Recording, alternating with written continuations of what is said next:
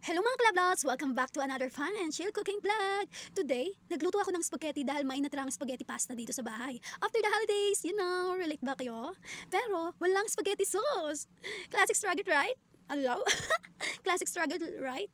So, kaya bumili ako ng 500 gram na spaghetti sauce at dalawang hotdog, yung jumbo, para may pangsahog. O, di ba? Relate ba? Comment down below kung kayo rin may leftover na ganito na umaabot hanggang ngayon. Hindi siya leftover kasi stock siya na spaghetti pasta na hindi pa naluluto. Ganun. So ito na nga mga kalablos, maghihiwa muna tayo ng mga ricado, bawang, sibuyas, at hotdogs na i-slice natin ng pang MasterChef vibes kunyari. O diba? Kunyari lang naman, akala mo MasterChef na yan. Mali mo, diba? Pero guys, alam niyo ba mga kalablots, hindi ko napansin na 800 gram pala yung pasta. Tapos yung nabili ko lang ay 500 grams na sauce. Kaya expect na natin medyo matabang at maputla. Pero promise, kapag gutom kayo, mapapakain nyo pa rin to ng walang ricado. O kaya matabang. Ano ba yan? Basta gutom ka, kakainin mo kahit anong lasa yan. Makaraos lang sa gutom.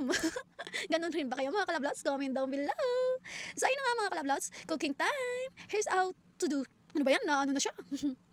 So ayun na nga mga kalablots, cooking time. Here's how you do it. First, magpakulo ng tubig sa casserole. Life hack, lagyan ng konting mantika para hindi magdikit-dikit ang pasta. O, diba? Genius ka na yan. O, diba? Step 2, habang kumukulo ang tubig, simulan na natin ang paggisa. Heat oil, gisa ang bawang hanggang light brown. Ganun talaga. Siyempre, alam nyo na yan. Kailangan lutuin mo na ang bawang. And then, igisa mo siya hanggang light brown. Sunod mo yung sibuyas at idagdag ang hot dogs. Igisa-gisa lang hanggang sa maging golden perfection. O, diba? Golden perfection siya, te! Perfect siya!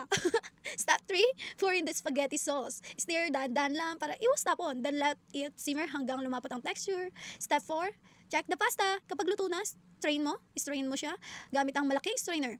Pahigain saglit para, or i-rest mo siya hanggang, hindi siya pahigain, ano yan, tao? Pahingahin no? I-rest. So, i-drain natin yung tubig. Oh? Ano daw? I-drain ang tubig. OMG Camila. Ayun, i-drain mo yung pasta sa strainer hanggang sa mawala ang tubig doon. O, gets syempre, genius yan eh. Ayan, so ayun na nga mga kalablos. Pagkatapos mo yung gawin, add mo na, ibalik mo muna syempre, balik mo muna yung pasta na luto sa casserole and then add the sauce and mix na agad. Kasi gutom na tayo, te. Patatagalin pa ba natin yan? Gutom na nga tayo eh. Kasama natin tong kapatid kong kumakain. So, ayun na nga mga kalablots. Plot twist, dumating si Papa na may dalang fried chicken.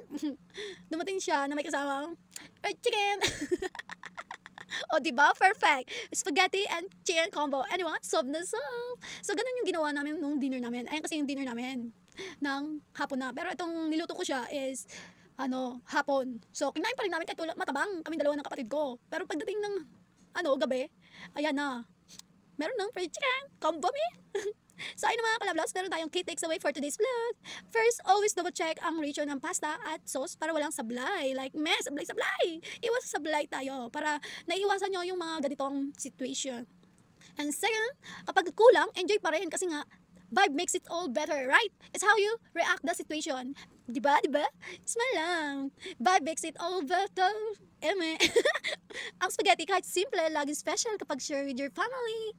So, kung nagustuhan nyo ang vlog na to, don't forget to like, comment, and share. Mag-subscribe na rin para updated kayo sa susunod kong mga ganap. And hit that notification bell, para sure na din nyo na ma-miss out or hindi nyo ma-miss out ang fun moments natin. Oh, diba?